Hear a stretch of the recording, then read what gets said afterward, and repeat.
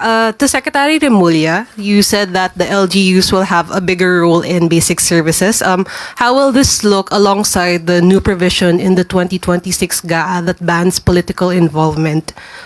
Will the DILG have anti-EPAL guidelines? Anti-EPAL guidelines are enshrined already in the laws of in the rules of the DBM and the rules of the Office of the President. Ang anti-EPAL guidelines naman klaro na.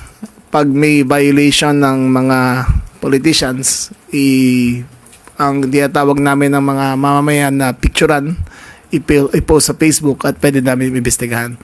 Bawal ilagay ang pangalan na silang nagpagawa, bawal lagay ang kanilang logo, bawal lagay ang kanilang picture. May basic guidelines ang ano nakalagay doon. Project, date awarded, date to be started, contractor, date to be finished, at source of funds. Ayun lang. So, yung anti-EPAL campaign, hindi ho sa amin nakasalalay yan, kundi sa mamamayan. I-report nila para magawa namin ang action.